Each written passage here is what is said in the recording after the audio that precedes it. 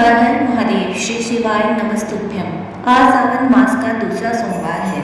आज दिनांक है 21 जुलाई और आज भगवान शिव की पूजा करने के लिए प्रदोष काल का समय रहेगा शाम 6:24 से 7:54 तक। आज श्रावण मास का दूसरा सोमवार है। वह पावन दिवस जब संपूर्ण ब्रह्मांड भोलेनाथ की भक्ति में लीन हो जाता है। यह वही मास है जब स्वयं भगवान विष्णु भी योग निद्रा में होते हैं और जगत आधारक शिव ही सृष्टि के रक्षक के रूप में प्रतिष्ठित होते हैं। तो आइए श्रोताओं, आज सोमवार व्रत की कथा से पहले हम सभी भगवान शिव का ध्यान करें। हे नीलकंठ, हे त्रिपुंडधारी, भस्म लेपित महादेव, आपकी जटाओं में बहती गंगा हमें पवित्र करे। आपका त्रिनेत्र हमारे अज्ञान को नाश करे और आपकी कृपा से हमारे हृदय में शिवत्व जागे। हे माता पार्वती के प्रभु, प्रिय प्रभु, आज के इस सोमवार को हम आपके चरणों में अपना तन मन धन अर्पित करते हैं। हमारे जीवन में जो भी अशांति, कष्ट या भ्रम है उन्हें दूर करें। सभी श्रोताओं के घर परिवार में सुख, शांति, आरोग्यता और भक्ति बनी रहे। भोलेनाथ जो भी इस कथा को श्रद्धा से सुने उनके जीवन में कभी कोई भी अभाव न रहे। आपकी करुणा सब पर बनी रहे, यही हमारी विनम्र प्रार्थना है। अब आइए सावन मास के इस दूसरे सोमवार की पुण्यदायिनी कथा का श्रवण करते हैं। हर हर महादेव। एक बार किसी नगर में एक साहूकार था। उसके घर में धन की कोई भी कमी नहीं थी, लेकिन कोई संतान न होने के कारण वह बड़ा दुखी होता था। संतान प्राप्ति के लिए वह हर सोमवार का व्रत रखता था और पूरी श्रद्धा के साथ सोमवार का व्रत किया करता था और मंदिर जाया करता था। भगवान शिव और माता पार्वती की पूजा किया करता था। उनकी भक्ति से एक दिन माँ पार्वती प्रसन्न होकर भगवान शिव से साहूकार की मनोकामना पूर्ण करने का निवेदन करती है। पार्वती जी के आग्रह पर भगवान शिव ने कहा, हे देवी, इस संसार में हर प्राणी को उनके कर्मों का फल मिलता है और जिनके भाग्य में जो होता है उसे वह भोगना ही पड़ता है। लेकिन माता पार्वती ने साहूकार की भक्ति देखकर उसकी मनोकामना पूर्ण करने की इच्छा व्यक्त की। माता पार्वती के आग्रह पर भगवान शिव ने साहूकार को पुत्र प्राप्ति का वरदान तो दिया, लेकिन उन्होंने बताया कि यह बालक केवल 12 वर्षों तक ही जीवित रहेगा। माता पार्वती और भगवान शिव की इस संवाद को साहूकार सुन रहा था, इसलिए उसे न तो इस बात की खुशी हुई और न ही कोई दुख, बल्कि वह पहले की तरह ही शिव जी की पूजा करता था। कुछ समय के बाद साहूकार की रानी ने एक पुत्र को जन्म दिया। जब वह बालक 11 वर्ष का हुआ तो उसे पढ़ने के लिए काशी भेज दिया गया। साहूकार ने पुत्र के मामा को बुलाकर उसे बहुत सारा धन देते हुए कहा कि तुम इस बालक को काशी ले जाओ, विद्या पढ़ने के लिए तुम लोग रास्ते में यज्ञ कराते जाना और ब्राह्मणों को भोजन दक्षिणा देते हुए जाना। दोनों मामा भांजे इसी तरह यज्ञ करते और ब्राह्मणों को दान दक्षिणा देते काशी नगर निकल पड़े। इस दौरान रात में एक नगर पड़ा जहां नगर के राजा की कन्या का विवाह था, लेकिन जिस राजकुमारी से उसका विवाह होना था वह एक आंख से काना था। राजकुमार के पिता ने अपने पुत्र के काना होने की बात को छिपाने के लिए सोचा, क्यों ना इस साहूकार के पुत्र का दुल्हा बनाकर राजकुमारी से विवाह करा दूं और विवाह के बाद उसको धन देकर विदा कर दूंगा और राजकुमारी को अपने नगर ले आऊंगा। लड़के को दूल्हे के वस्त्र पहनाकर राजकुमारी से विवाह करा दिया गया। साहूकार का पुत्र ईमानदार था, उसे यह बात सही नहीं लगी, इसलिए उसने अवसर पाकर राजकुमारी के दुपट्टे पर लिख दिया कि तुम्हारा विवाह मेरे साथ हुआ है, लेकिन जिस राजकुमार के संग तुम्हें भेजा जाएगा वह एक आंख से काना है। मैं तो काशी विद्या पढ़ने जा रहा हूँ। जब राजकुमारी ने चुन्नी पर लिखी बातें पढ़ी तो उसने अपने माता पिता को यह बात बताई। राजा ने अपनी पुत्री को विदा नहीं किया, फिर बारात वापस चली गई। दूसरे दिन साहूकार का पुत्र और उसके मामा काशी पहुंचे और वहां जाकर उन्होंने यज्ञ किया। जिस दिन साहूकार का पुत्र 12 वर्ष का हुआ उसी दिन भी यज्ञ का आयोजन था। लड़के ने अपने मामा से कहा कि मेरी तबीयत कुछ ठीक नहीं है। मामा ने कहा, तुम अंदर जाकर आराम कर लो। भगवान शिव के वरदान के अनुसार कुछ ही देर में उस बालक के प्राण निकल गए। मृत भांजे को देखकर उसके मामा ने विलाप करना प्रारंभ कर दिया। संयोगवश उसी समय भगवान शिव और माता पार्वती उधर से जा रहे थे। पार्वती जी ने भोलेनाथ से कहा, स्वामी, मुझे इनके रोने का स्वर सहन नहीं हो रहा है, आप कृपया इस व्यक्ति के कष्ट को अवश्य दूर करें। जब भगवान शिव मृत बालक को समीप गए तो वह बोले कि यह उसी साहूकार का पुत्र है जिसे मैंने 12 वर्षों की आयु का वरदान दिया था। आज इसकी आयु पूरी हो चुकी है। लेकिन मातृभाव से विभोर माता पार्वती जी कहने लगी, हे महादेव, आप इस बालक को और आयु देने की कृपा करें, नहीं तो इसके वियोग में इसके माता पिता भी तड़प तड़प कर मर जाएंगे। माता पार्वती के पुनः आग्रह पर भगवान शिव ने उसे लड़के को जीवित कर दिया और शिव जी की कृपा से वह लड़का फिर से जीवित हो गया। शिक्षा पूरी करके लड़का मामा और के साथ अपने नगर की ओर वापस चल पड़ा। दोनों चलते हुए उसी नगर में जा पहुंचे जहां उनका विवाह हुआ था। उस नगर में भी उन्होंने यज्ञ का आयोजन किया। उस लड़की के ससुर ने उसे पहचान लिया और महल में ले आए। उसकी खूब आव भगत की और अपनी पुत्री को धूमधाम से विदा कर दिया।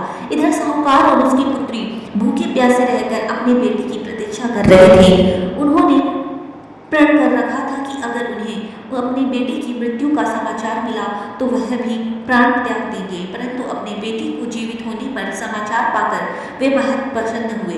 उसी रात भगवान शिव ने साहूकार के स्वप्न में आकर कहा, हे श्रेष्ठी, मैंने तेरे सोमवार के व्रत करने और व्रत कथा सुनने से प्रसन्न होकर तेरे पुत्र को लंबी आयु प्रदान की है।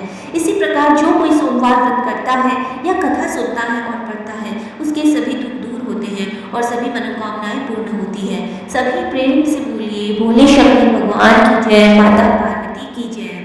हे भोले शंकर, आज के इस पावन सोमवार को हमने आपकी कथा श्रद्धा से सुनी और व्रत का पालन करने का प्रयास किया।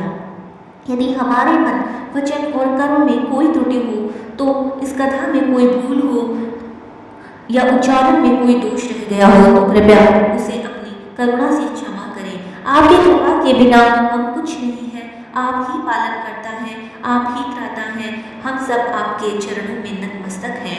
भोलेनाथ, जिन जिन भक्तों ने इस कथा को सुना उन सबके घरों में सुख शांति, संतान, सुख, आरोग्य और ऐश्वर्य बना रहे। भक्ति का दीपक कभी ना बुझे और जीवन भर आपका आशीर्वाद बना रहे।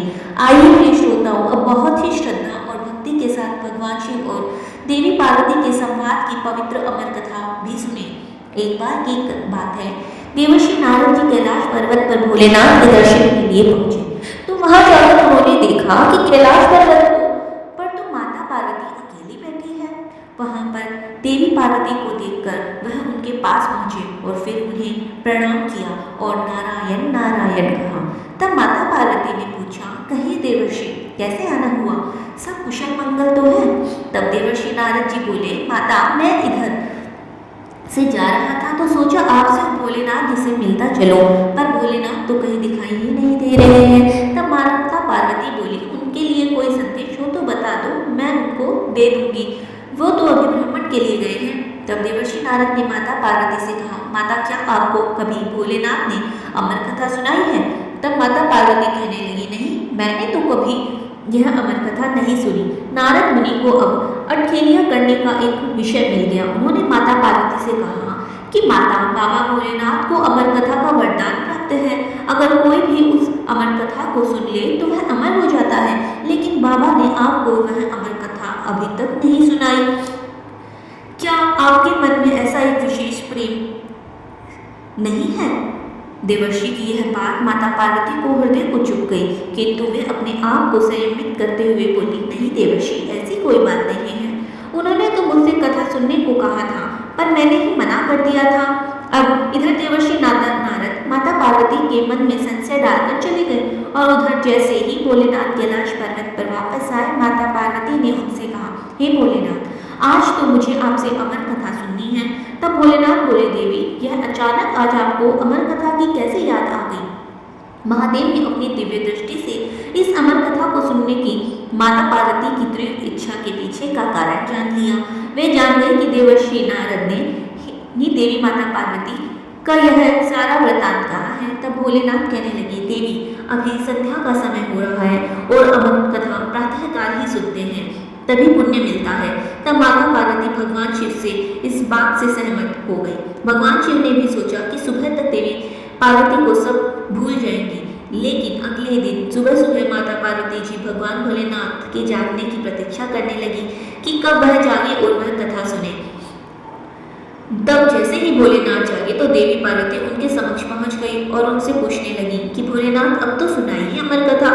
तब भगवान शिव कहने लगे कि देवी, कथा को सुनने से पहले हमें यह देखना है कि कैलाश पर कोई जीव जंतु ना हो। तब भगवान शिव ने अपनी शक्ति से एक भयंकर गण को प्रकट किया, जिससे कैलाश पर्वत पर विद्यमान सभी जीव जंतुओं को वहां से भगा दिया। जब भगवान शिव देवी पार्वती को अपने साथ लेकर कैलाश पर्वत पर आसपास भ्रमण करने लगे, यह सुनिश्चित करने के लिए कि कहीं कोई जीव जंतु तो नहीं रह गया, माता पार्वती ने पूरे कैलाश पर जाकर देख लिया, लेकिन उन्हें कहीं भी कुछ नहीं नजर आया। लेकिन कुछ ही दूरी पर एक शुक और शुकी का घोंसला था, जिसमें एक अंडा पड़ा था। किंतु सुबह सुबह की वह शुकी दाना चुगने चली गई थी। देवी पार्वती ने अंडे को देखकर सोचा कि यह तो न जीव है न जंतु, और इससे तो कोई खास भय नहीं है। तब देवी माता पार्वती शिव के पास जाकर बोली, हे भोलेनाथ, मैंने दूर दूर तक देख लिया है, कहीं भी कुछ जीव जंतु नहीं है। भगवान भोलेनाथ बोले, देवी अब ध्यान से सुनो, जब मैं कथा सुनाऊं तो तुम बीच बीच में रुककर पुकारा भरती रहना, क्योंकि जब मैं कथा सुनाऊंगा तब मेरी आंखें बंद रहेगी। माता पार्वती बोली, ठीक है प्रभु। अब भोलेनाथ ने अमर कथा सुनाना प्रारंभ किया। देवी पार्वती बीच बीच में पुकारा भरने लगी और भगवान शिव देवी पार्वती का नेत्र बंद किए हुए अमर कथा सुनाते रहे। इस बीच में अपने आप ही वह सुकी का अंडा फूट गया और उसमें से बच्चा बाहर आ गया और वह भी कथा सुनने लगा। इधर कथा सुनते सुनते देवी पार्वती को बीच में ही झपकी आ गई, लेकिन जब तक उस सुकी के बच्चे ने देखा कि देवी पार्वती को तो निद्रा आ गई है, तो वह बीच बीच में रुककर अपने आप ही पुकारा भरने लगा और भोलेनाथ की वह अमर कथा सुनने लगा। जब अमर कथा समाप्त हुई तब देवी पार्वती की निद्रा टूट गई और वह पूछने लगी कि फिर क्या हुआ। तब भगवान शिव कहने लगी, देवी कथा तो पूरी हो गई है। तब पार्वती जी ने कहा, लेकिन प्रभु मुझे तो बीच में निद्रा आ गई थी। भगवान शिव बोले, अगर तुम्हें नींद आ गई थी तो फिर वह कथा कौन सुन रहा था और बीच बीच में पुकारा कौन भर रहा था। तभी उनकी दृष्टि पड़ी उस नन्हे शुक पर, जो कथा सुनकर पुकारा भरता रहा था। महादेव अपना त्रिशूल लेकर उसे मारने के लिए दौड़े, परंतु वह शुक आगे उड़ गया। आगे आगे शुक और पीछे पीछे भोले शंकर। इस प्रकार वह शुक उड़ता हुआ तीनों लोगों में घूमता रहा। अंत में वह व्यास जी के आश्रम में पहुंच गया, जहां उनकी पत्नी पेड़ के नीचे बैठी हुई थी। जैसे ही उन्होंने उबासी ली, वह शुक उनके मुख में प्रवेश कर गया। व्यास जी की पत्नी के गर्भ में चला गया। भगवान शिव को अपने आश्रम में आया देखकर व्यास जी उनके पास चले गए और उनके आने का कारण पूछने लगे। तब भगवान शिव ने उनको सारी बात बताई। यह सब सुनकर व्यास जी हंसने लगे और कहने लगे, आपकी अमर कथा सुनकर तो वह सुख अमर हो चुका है, अब आप स्वयं ही उसे नहीं मार सकते। अगर आपने उसे मारा तो आपकी अमर कथा झूठी हो सकती है। अब भगवान शिव वापस कैलाश पर्वत पर लौट आए और फिर वही शुक व्यास जी के आयोजित पुत्र बने। माता के गर्भ में उन्होंने वेद, पुराणों और उपनिषदों का ज्ञान प्राप्त किया। वह माता के गर्भ में 12 वर्षों तक रहे। तब व्यास जी ने दिव्य दृष्टि से उनसे पूछा कि पुत्र तुम बाहर क्यों नहीं आ रहे हो। तब वे कहने लगे कि कहीं माया के प्रभाव में न पड़ जाऊं, इसलिए मैं बाहर नहीं आना चाहता। जब तक कि स्वयं श्री कृष्ण आकर मुझे आश्वासन न दे, मैं तब तक बाहर नहीं आऊंगा। तब देवर्षि नारद जी कहने लगे, पर भगवान श्री कृष्ण ने आकर उन्हें स्वयं आश्वासन दिया कि तुम्हें जन्म लेने के बाद भी कोई तुम्हें माया नहीं स्पर्श कर पाएगी। तब सुखदेव जी माता के गर्भ से बाहर आए और उन्होंने पिता को भगवान का पूरा ज्ञान प्राप्त किया। तो यह थी और उन्होंने पिता से भागवत का पूरा ज्ञान प्राप्त किया। तो यह थी भगवान शिव की अमर कथा, जो उन्होंने देवी पार्वती जी को सुनाई थी, जिसे एक सुख ने आत्मसात किया और वह अमर हो गया। बाद में यही सुख सुखदेव जी के नाम से प्रसिद्ध हुए। उन्होंने समय समय पर संघ आदि 88,000 ऋषियों को भागवत का कथा सुनाई, अन्य कथाओं का श्रवण कराया और उन्हें मोक्ष प्राप्ति का उपदेश दिया।